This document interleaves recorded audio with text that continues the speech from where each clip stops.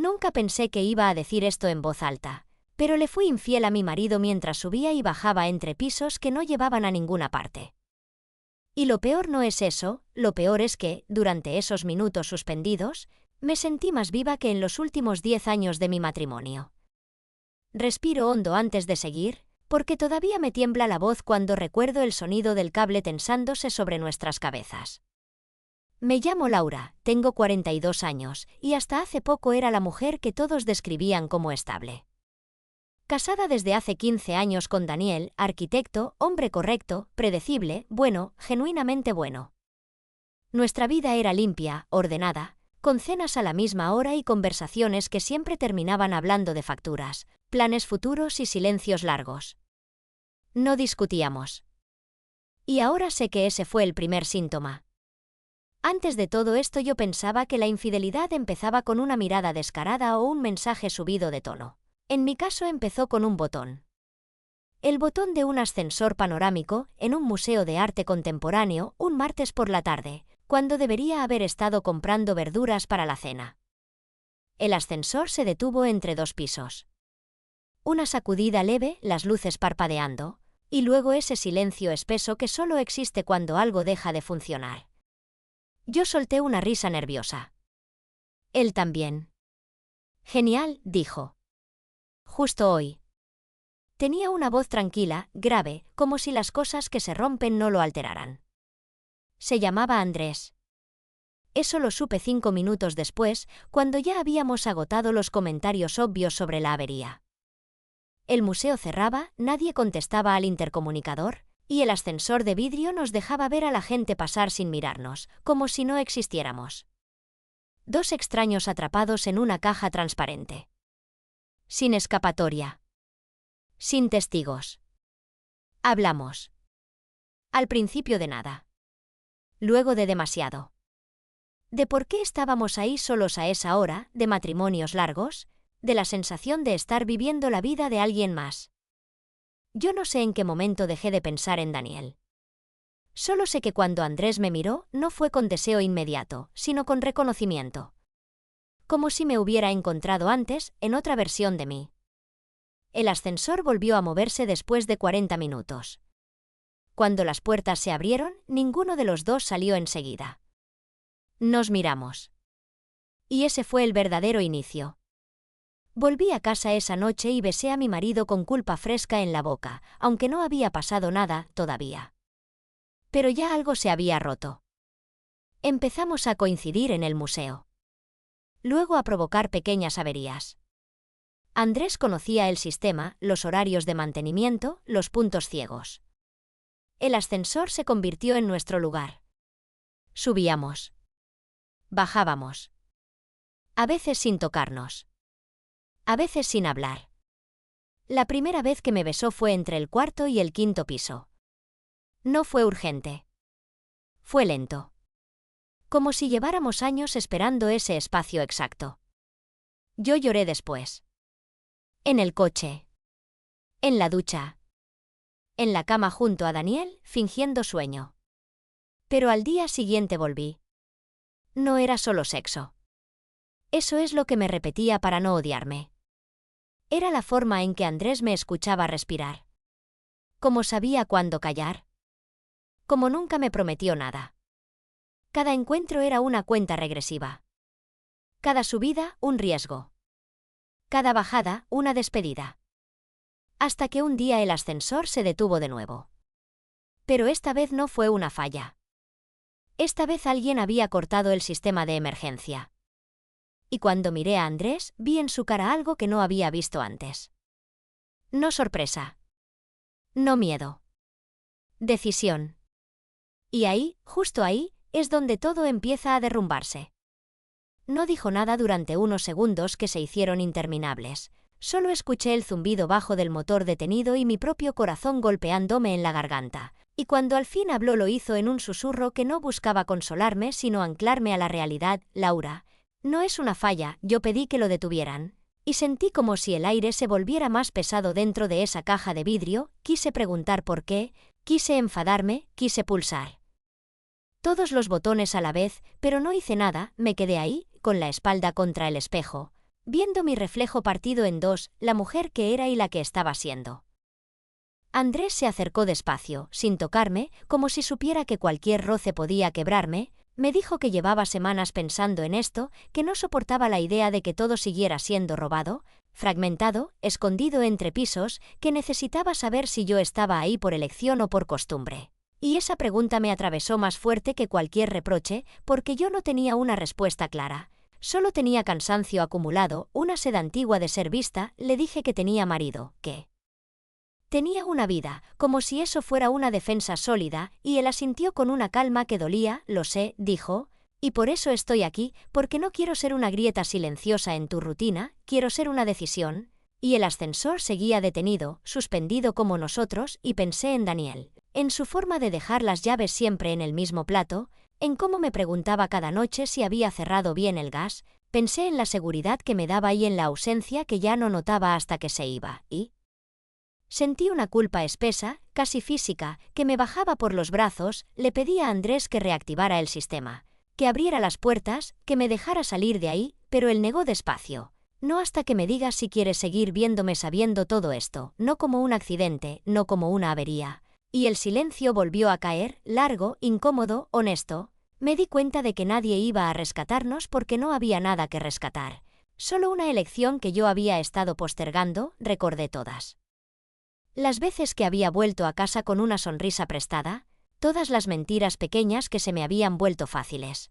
Y por primera vez entendí que lo que estaba haciendo no era huir de mi matrimonio, sino quedarme en una versión de mí que ya no existía. Levanté la mirada y vi en los ojos de Andrés algo que no pedía, algo que aceptaría cualquier respuesta, y eso fue lo que más miedo me dio, porque me quitaba la excusa de sentirme atrapada. Respiré hondo, sentí el vidrio frío a mi espalda, y dije que no sabía cómo salir sin destruirlo todo, y él respondió que a veces las cosas no se destruyen, se revelan, y justo en ese momento sonó el intercomunicador, una voz metálica preguntando si todo estaba bien, si había alguien dentro, y sentí un alivio extraño, casi decepción. Andrés presionó el botón y el ascensor volvió a moverse, lento, obediente, como si nunca hubiera estado detenido. Las puertas se abrieron en la planta baja. La gente pasó entre nosotros sin notar nada, y antes de separarnos él me dijo algo que no he podido olvidar desde entonces: la próxima vez que entres aquí, hazlo sabiendo a quién dejas fuera. Y me fui caminando sin mirar atrás, con el teléfono vibrando en el bolso porque Daniel me escribía que ya estaba preparando la cena. Y mientras salía a la calle entendí que el verdadero encierro no había sido el ascensor, sino todo lo que estaba a punto de enfrentar cuando las puertas de mi casa se cerraran detrás de mí. Esa noche me senté frente a Daniel. Mientras comíamos y asentí en los momentos correctos, me reí cuando correspondía, y por dentro sentía que todo lo que decía pasaba a través de mí sin quedarse, como si ya no perteneciera del todo a esa mesa. Cuando me preguntó cómo había ido mi tarde mentí con una naturalidad que me dio asco. Dije que bien, que el museo estaba tranquilo, y no mencioné el ascensor, ni el vidrio, ni la forma en que alguien había pronunciado mi nombre como si fuera algo frágil. Me acosté a su lado y escuché su respiración regular mientras yo contaba los segundos hasta que el sueño me venciera, pero no llegó, porque cada vez que cerraba los ojos veía el espacio suspendido, la pregunta sin respuesta, y esa frase que se me había quedado clavada como una astilla: hazlo sabiendo a quién dejas fuera. Pasaron los días y yo seguí yendo al museo. No siempre subía al ascensor. A veces solo caminaba por las salas fingiendo interés en cuadros que no veía, esperando, odiándome por esperar, hasta que una tarde lo vi desde lejos, apoyado contra una pared, mirándome sin moverse, sin hacerme señas, y sentí una mezcla de alivio y pánico que me dejó sin aire. Entramos juntos al ascensor como dos desconocidos más. Las puertas se cerraron y esta vez no se detuvo. Subía y bajaba normal, obediente, y eso fue casi peor, porque ya no teníamos la excusa del encierro. Estábamos ahí porque queríamos. Andrés no me tocó, me habló de cosas pequeñas, de su infancia, de cómo había aprendido a arreglar máquinas para entenderlas, no para controlarlas. Me dijo que había estado casado, que sabía lo que era quedarse cuando ya te has ido por dentro. Y yo sentí que cada palabra me arrancaba una capa de justificación. Cuando las puertas se abrieron no pasó nada. No hubo beso, no hubo promesa, solo esa certeza incómoda de que algo había cambiado definitivamente. Empecé a discutir con Daniel por tonterías, por la toalla mal colgada, por una respuesta seca. Por cualquier cosa que me permitiera descargar una tensión que no sabía cómo explicar, él me miraba confundido, herido, y eso me hacía sentir aún peor, porque no era un villano, nunca lo fue. Una noche me preguntó si había alguien más y sentí que el mundo se detenía igual que aquel ascensor, negué con la cabeza demasiado rápido, me odié por hacerlo. Y al mismo tiempo supe que todavía no estaba lista para decir la verdad, seguí viendo a Andrés. A veces solo para hablar, a veces para tocarnos con una desesperación silenciosa, siempre en ese espacio que ya no era un escondite sino un espejo, hasta que un día me dijo que Daniel había ido al museo, que lo había visto, que había preguntado por los ascensores panorámicos como si buscara algo más que una vista, y sentí como la sangre se me iba de la cara. Andrés no sonrió, no dramatizó, solo me dijo que las decisiones tarde o temprano encuentran la forma de alcanzarte, y mientras el ascensor descendía lentamente me di cuenta de que ya no se trataba de elegir entre dos hombres, sino de aceptar quién era yo ahora y que estaba dispuesta a perder para dejar de vivir suspendida entre pisos que fingían movimiento cuando en realidad me estaban llevando directo al punto donde ya no habría vuelta atrás. Esa información se me quedó pegada al cuerpo. Como una segunda piel, Daniel en el museo, Daniel preguntando por ascensores. Daniel acercándose sin saberlo al único lugar donde yo había sido honesta conmigo misma. Esa noche casi no hablamos, él estaba raro, más callado de lo habitual, y yo interpretaba cada silencio como una acusación muda, cada mirada como una sospecha. Dormimos de espaldas y por primera vez sentí alivio al no ser tocada. Como si el contacto pudiera hacer que todo se derramara. Al día siguiente me escribió Andrés temprano. Solo una frase, tenemos que hablar, y supe que ya no había forma de seguir fingiendo que esto era una burbuja aislada del mundo. Nos encontramos en el ascensor pero no lo detuvo, subimos hasta el último piso, bajamos hasta el primero, varias veces, como si el movimiento pudiera darnos tiempo. Yo le pregunté qué había hecho Daniel exactamente. Andrés me dijo que nada extraño, que solo miraba alrededor con esa atención que tienen los hombres cuando presienten que algo no encaja. Me dijo que había sentido una punzada de culpa, no por mí, sino por él, por estar ocupando un espacio que no le pertenecía. Y esa frase me dolió más que cualquier reproche, porque yo nunca había pensado el engaño como una ocupación, sino como un refugio. Le dije que tenía miedo, que no sabía cómo enfrentar una conversación que podía romper 15 años de vida compartida. Andrés me escuchó sin interrumpirme y luego dijo algo que me desarmó: no es la verdad lo que rompe las cosas, es todo lo que hacemos para no decirla, y mientras lo decía me di cuenta de que yo llevaba años rompiéndome en silencio, aceptando una versión cómoda de mí misma para no incomodar a nadie. Esa tarde volví a casa antes de lo habitual. Daniel estaba en el salón, sentado sin televisión, como si me hubiera estado esperando. Me preguntó si podíamos hablar y sentí que el suelo se me movía igual que aquel ascensor detenido. Me senté frente a él y por primera vez no tuve un discurso preparado, solo un nudo en la garganta. Me dijo que había ido al museo porque necesitaba entender dónde me estaba perdiendo, que había notado mis ausencias incluso cuando estaba presente, que no sabía si había otro hombre pero sabía que había algo que ya no compartíamos.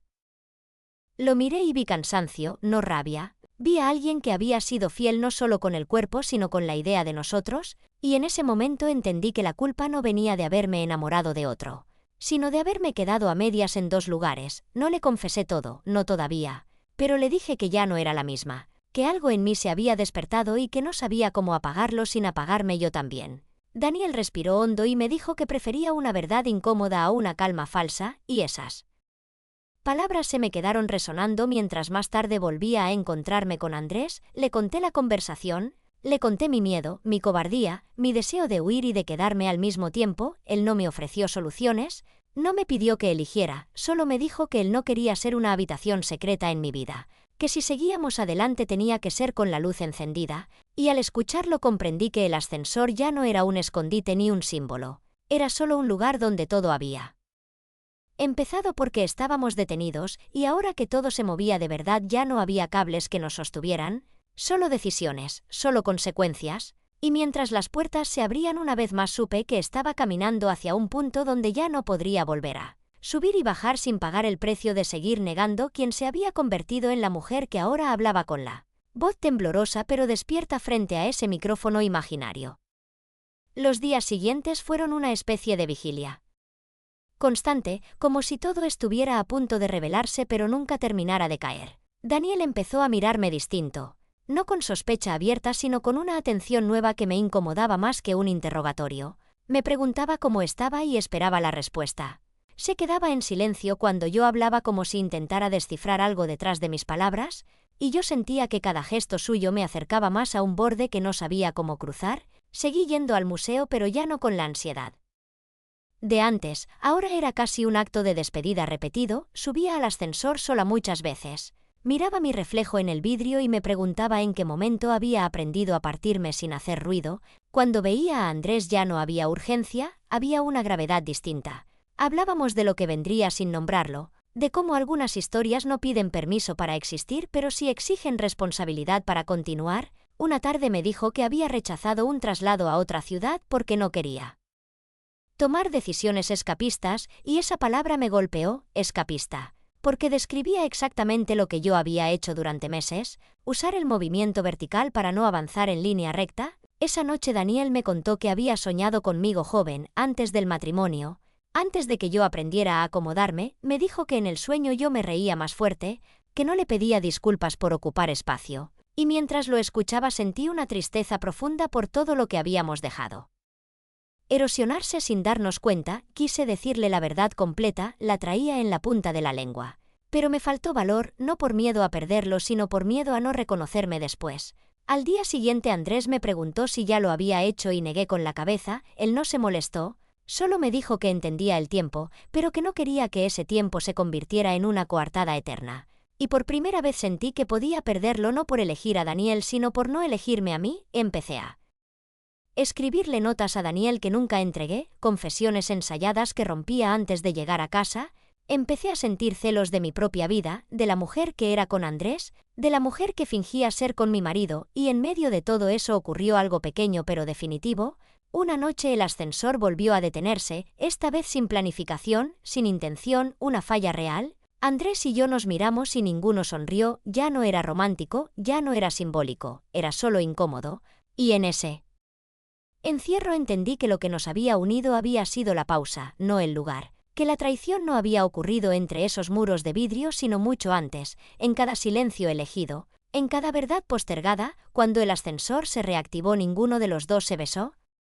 Salimos en pisos distintos y al llegar a casa encontré a Daniel dormido en el sofá con la luz encendida, como si me hubiera estado esperando y se hubiera rendido. Lo cubrí con una manta y en ese gesto sentí el peso completo de todo lo que estaba a punto de perder, porque por primera vez comprendí que el derrumbe no sería explosivo ni dramático, sino lento, consciente, y que yo iba a tener que vivir dentro de él sin ascensores que me permitieran fingir que solo estaba de paso.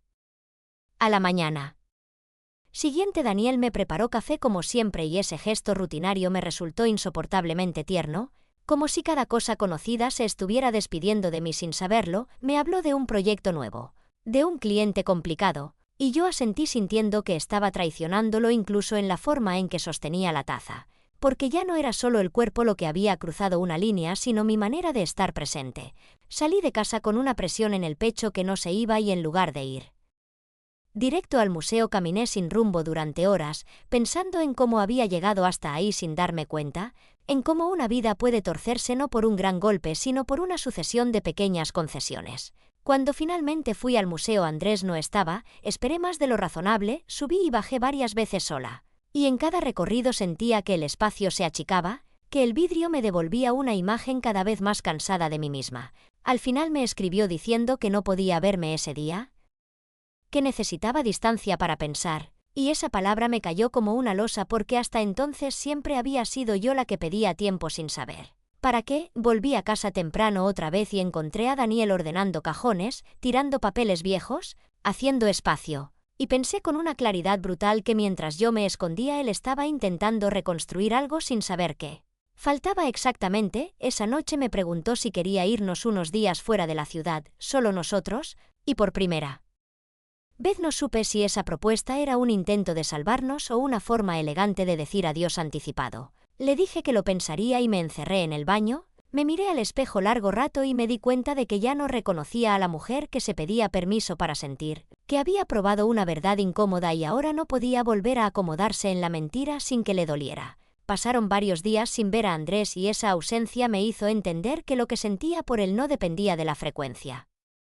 sino de la huella que había dejado. Cada vez que entraba a un ascensor sentía una punzada, no de deseo sino de memoria, y empecé a notar algo inquietante, que incluso cuando estaba con Daniel mi mente ya no buscaba escapar sino decidir. Una tarde Andrés me pidió vernos y acepté sin pensarlo. Cuando entró al ascensor conmigo no me besó, me miró con una seriedad que no le conocía y me dijo que no podía seguir siendo parte de una historia que avanzaba solo cuando se rompía algo, que me quería pero no a costa de convertirme en alguien que se dilata eternamente para no enfrentar el impacto.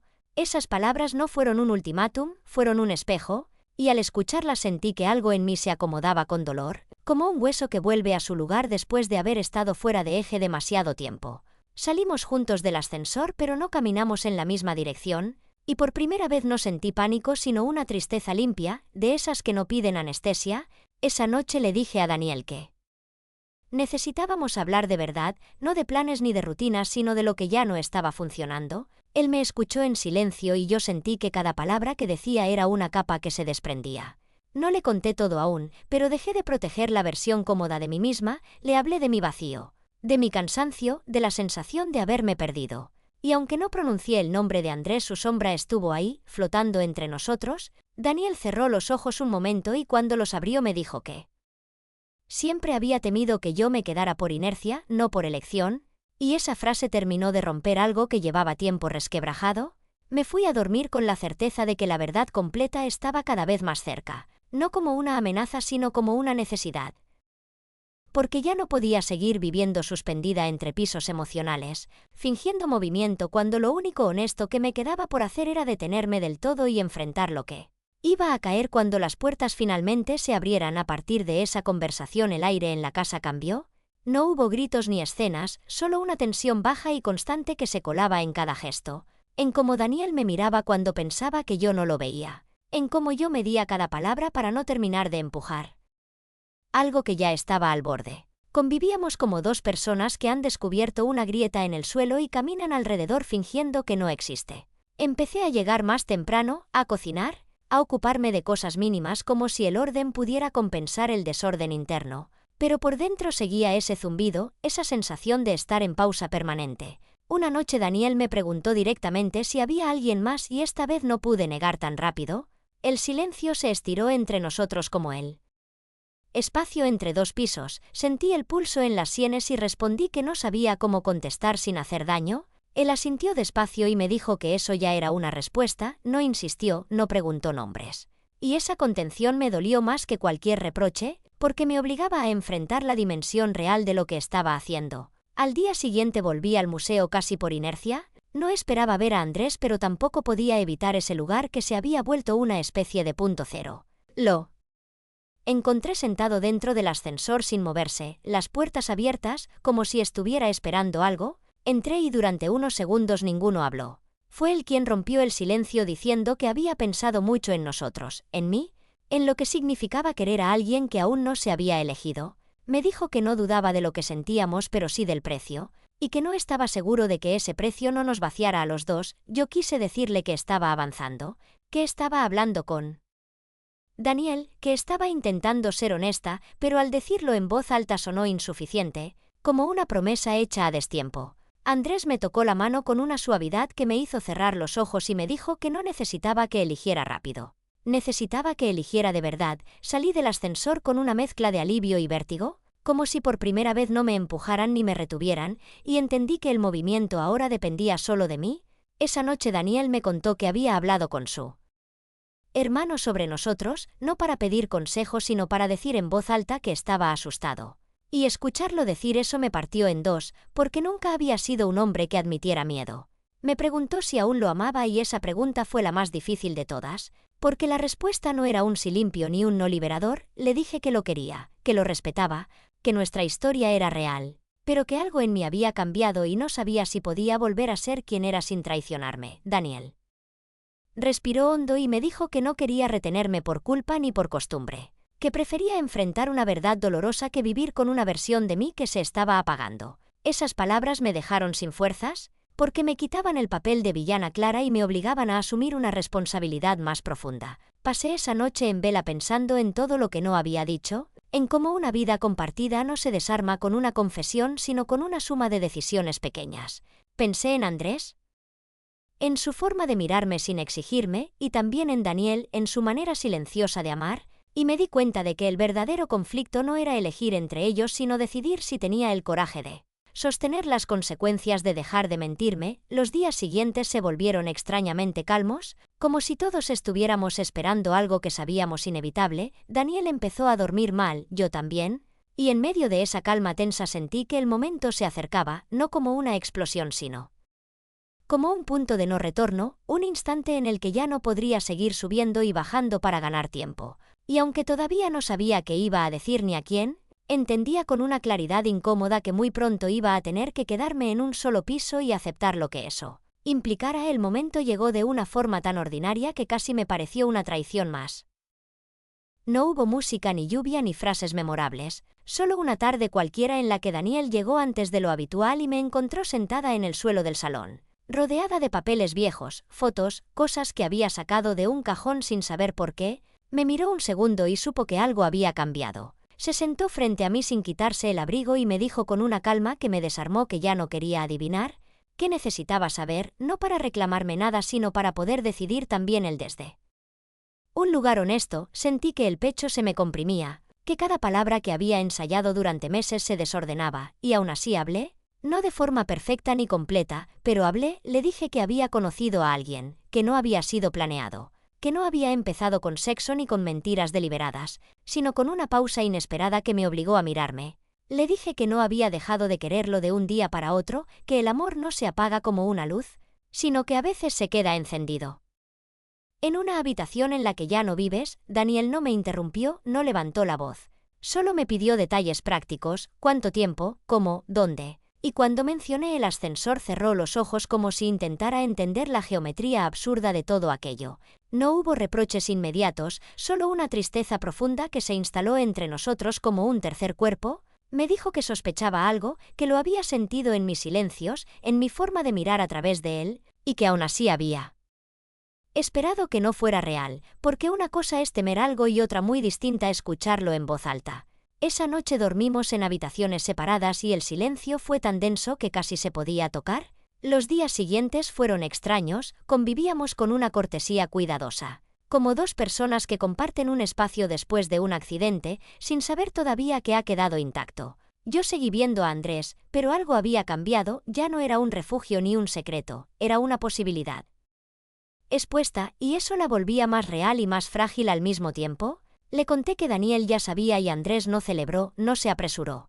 Solo me miró con una mezcla de orgullo y preocupación, como si supiera que ese paso no resolvía nada. Solo abría una puerta difícil de cerrar. Daniel y yo empezamos a hablar de cosas que nunca habíamos dicho, de cómo nos habíamos elegido por estabilidad, de cómo yo me había ido adaptando hasta desaparecer un poco, de cómo él había amado una versión mía que yo misma ya no reconocía. No hubo promesas de arreglarlo todo ni decisiones inmediatas, solo una convivencia consciente de que estábamos en un punto de quiebre.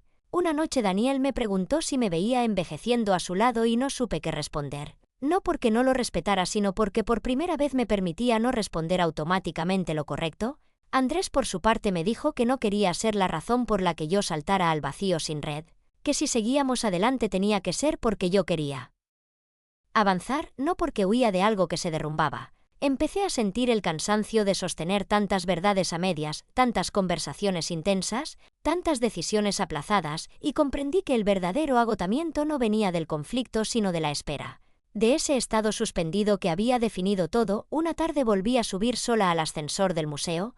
Dejé que subiera y bajara sin detenerlo. Miré la ciudad desde el vidrio y sentí una claridad extraña, como si todo ese movimiento finalmente me mostrara que ninguna dirección era neutra, que incluso quedarse quieta era una elección. Bajé en la planta baja y supe que ya no podía seguir usando ese espacio como símbolo de nada, porque lo simbólico ya había cumplido su función. Al llegar a casa encontré a Daniel empacando algunas cosas, no de forma dramática, solo ordenada. Me dijo que se iba unos días para pensar sin que yo estuviera ahí influyendo en cada pensamiento.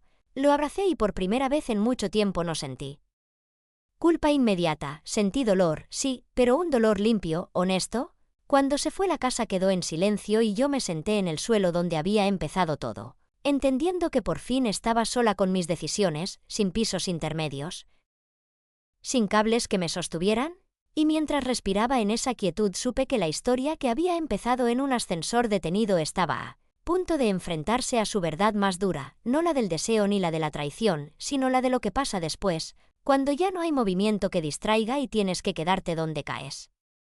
Cuando Daniel se fue, la casa no se sintió vacía de inmediato, lo estuvo horas después, cuando anocheció y no hubo mensajes preguntando si ya había cenado, cuando me di cuenta de que nadie iba a volver para obligarme a definirme.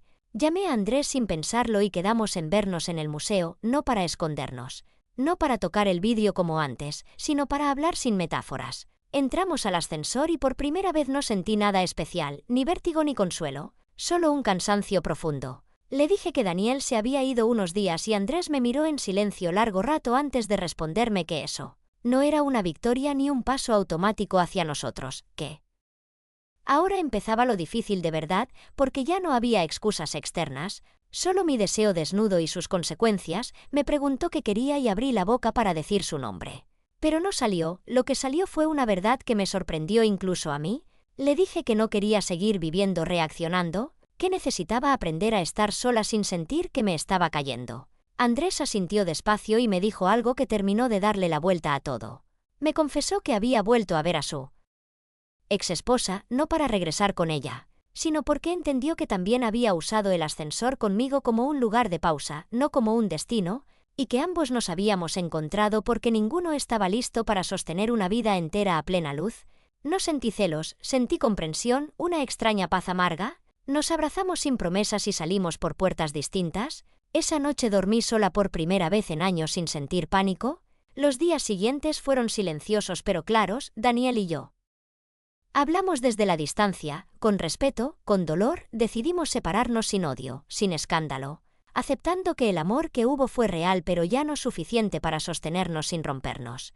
No volví a ver a Andrés, no porque no lo quisiera, sino porque entendí que lo que me dio no fue una nueva vida sino el espejo necesario para darme cuenta de que la mía necesitaba detenerse de verdad. Ahora cuando subo a un ascensor no busco que se detenga. Miro los números cambiar y acepto llegar al piso que toca, y mientras digo todo esto en voz baja, con la garganta todavía apretada. No sé si tomé las decisiones correctas, solo sé que por primera vez no estoy suspendida. Y ahora quiero preguntarte algo a ti que me escuchas. Si estuvieras en mi lugar, ¿habrías tenido el valor de bajarte cuando el ascensor volvió a funcionar o seguirías subiendo y bajando para no elegir nunca?